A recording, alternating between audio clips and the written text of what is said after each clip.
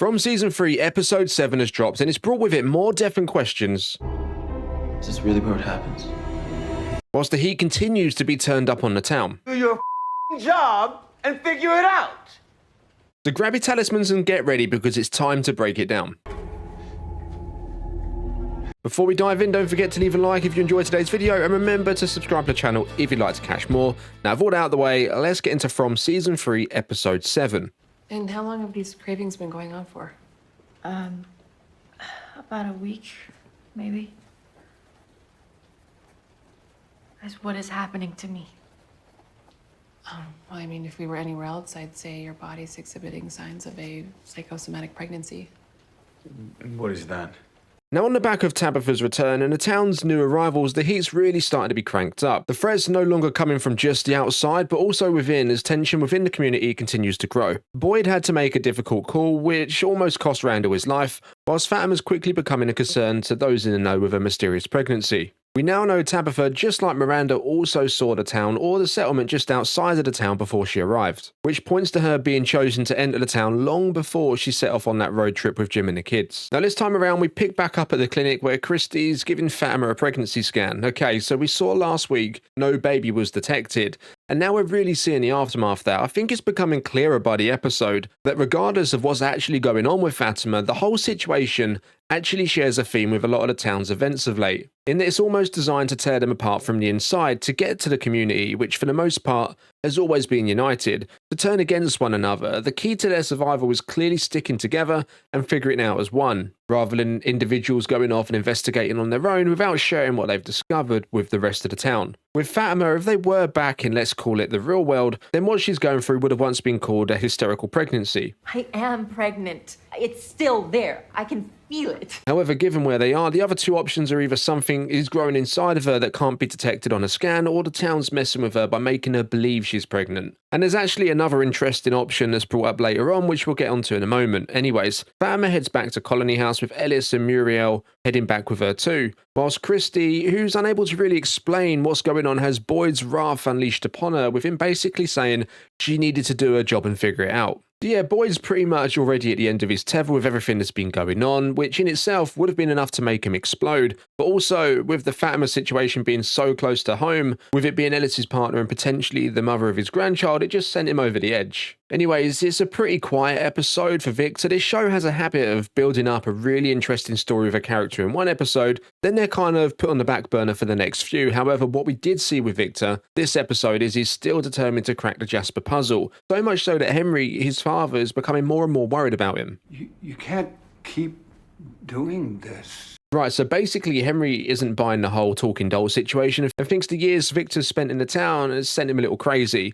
You know, maybe he's right. We saw a flashback where Jasper was talking to Victor, but it was from his point of view. And let's not forget, at the time he was a child, so maybe he dreamt it one night and it stuck with him like a memory. It's totally possible, but kind of like the Fatima situation we and also Henry need to account for is where he actually is. In a town where monsters come out at night and there's a supernatural occurrence almost around every corner, it definitely can't be ruled out. Anyway, Victor thinks taking Jasper to Sarah's house, which we know is a place for stories and secrets, will get the doll talking. Now, one of the biggest twists this episode actually comes from Elgin. So far, he's had his moments, but for the most part, he's basically sat back whilst it all came to him. However, this time around, he starts a bit of an investigation on his own. The camera he found with Julie snaps a photo of the entrance to the underground bunker, which he then makes his way to, where he finds a body hidden inside. I think this could be the woman he's been having visions of, but I'm not too sure. Anyway, why on earth of all places would she choose to live down there in that bunker? I can only imagine how insane it would drive you hearing that wardrobe knocking every single night. Now, Elgin steps through the door into the tunnels where he turns and asks, Is this really where it happens?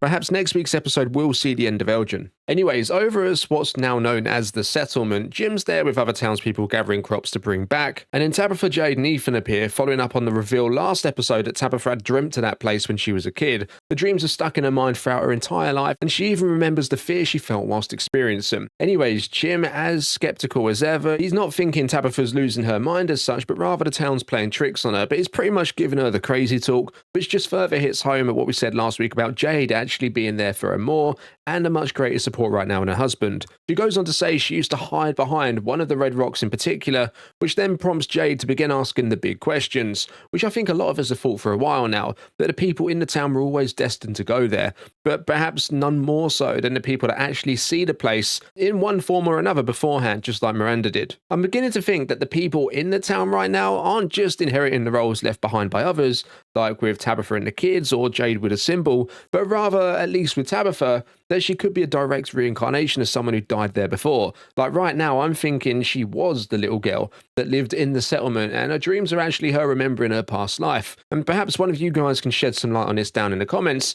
Do we know exactly when Miranda died? Perhaps the little girl wasn't directly Tabitha's last life, if that's the case. Perhaps she was once the little girl, and then she was Miranda, and when Miranda died, now she's being reincarnated as Tabitha. Maybe that's why the kids are coming to her and they came to Miranda, because they used to be friends she had there. Now we see Randall, who's out and about a bit more now. I'm still waiting to see him interact with Boyd properly at some stage to see what happens there. Anyways, he's struck up something of a friendship with Julie of late, and it turns out they're both staying at the clinic tonight with Tabitha over at the settlement. They end up going on a bit of a joyride together in one of the cars left for emergencies after he hears Julie never got a learner's permit, with everything in her family life really coming to a standstill after the loss of Thomas. So Randall's giving her a bit of a driving lesson until he begins to hallucinate with the bugs again and completely freaks out. He stops the car and he darts off into the bushes. Now Julie follows and they come across the ruins that they were held captive in last season. Just like so many characters now have their own stories unfolding at this point, it seems theirs is connected to these ruins. Now back in the town, and it seems the new police officer Acosta was sent there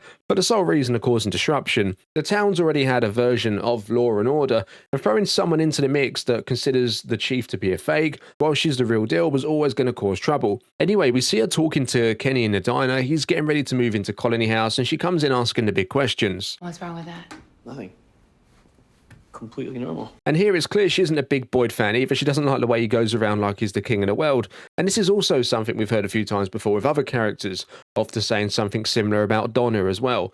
Now, she's pretty irritated that he's taken her gun off her after she accidentally killed someone on the first night. So she heads to the sheriff's office to try and retrieve it. He walks in and she tells him she's a real cop, not someone playing pretend like him, which was pretty funny. Things got pretty heated between the two eventually, and Boyd gives in to her demands, giving her the gun back. However, he does so without any ammunition. She's got to show him she deserves it if she really wants the bullets back. I could see this going one of two ways. Either she does show him that she deserves it and the two start to build a more positive relationship, or something will go down at Colony House pretty soon while she's there, and she won't have any bullets to protect anyone with, not from the creatures, but perhaps a resident causing trouble, or something else, as we know the bullets don't work on the creatures. But this would then further eat away at Boyd, leaving him potentially believing it was partially his fault. I think by the look she was given the hole in the wall where the gun and the ammunition's kept, that she'll attempt to go back and retrieve it herself at some point. Now, back at Colony House, Muriel's taking care of Fatima, hooking her up to an IV to keep her hydrated. She tells Ellis, despite what the scan said, she knows her body's changing.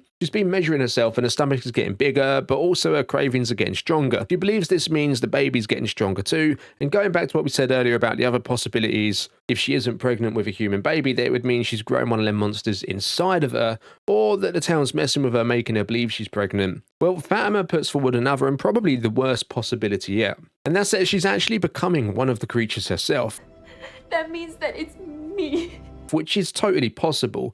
I mean, we know their anatomy closely resembles ours, so they were likely human themselves at one point, but there's no blood. They've got to come from somewhere, right? After all, we've already seen one be killed by Boyd, so perhaps the town wants to replace that one now with Fatima. We later see the IV in her arm looks infected too, and it shouldn't have come up like that so fast. The changes in her body are rejecting, it seems, anything going in that would improve her or normalize her in any way. We also see her stomach moving in an unusual fashion, which is causing her extreme discomfort, which immediately stops as Ellis walks in the room. So still, we don't know if it is inside her head or something's actually going on physically. Kind of similar to how the situation with Boyd unfolded, with something crawling underneath his skin. You remember, no one really believed him until they saw it. Anyways, Ellis runs down to the clinic and grabs pretty much any medication he can, which turns out to be antipsychotic pills. However, he's then confronted by Christy and Boyd and talked into putting them back. Things aren't totally rosy with the father and son in this exchange. What am I supposed to do? Huh? Which further shows us the decline in Boyd's personal relationships with those around him. Meanwhile, Fatima heads down to the greenhouse for another rotten crop snack, when she's snuck up on by Tilly. Now, Fatima, in pain, right now flies into a fit of rage and stabs and kills her. You have to run. How she's going to explain this situation is going to be interesting as Ellis walks in and catches her in the act. I think the theme of this episode really is the relationships formed between the townspeople being tested, some of which we've already seen fall apart. You've got Henry, who found it easier thinking his family had died than the reality of where they ended up and the effect it's had on his son. You've then got Ellis, Christy, Randall, and Acosta, who aren't seeing eye to eye with Boyd right now, and you've also got Jim and Tabitha with their relationship looking like it's heading in one direction too. Things are really starting to heat up, and I'm looking forward to seeing where things go come the end of the season. Like, will we get any more clues with Tabitha and her dreams, or Jasper revealing some secrets to Victor, and of course a big one off the back of this ending, what's going to happen with Fatima and Ellis? Will he cover for her, or will their relationship be the next to go down the drain with him thinking she's just lost her mind, in a similar way to his mother, and effectively he just hands her over? She's lucky they don't use the box anymore, let's put it that way. So let me know, where do you think Fatima goes from here? As always, don't forget to drop your thoughts, theories and wildest speculations down in the comments below. Remember to leave a thumbs up on the video if you've enjoyed it, and subscribe to the channel if you'd like to catch more. I'll see you in the next one. Peace.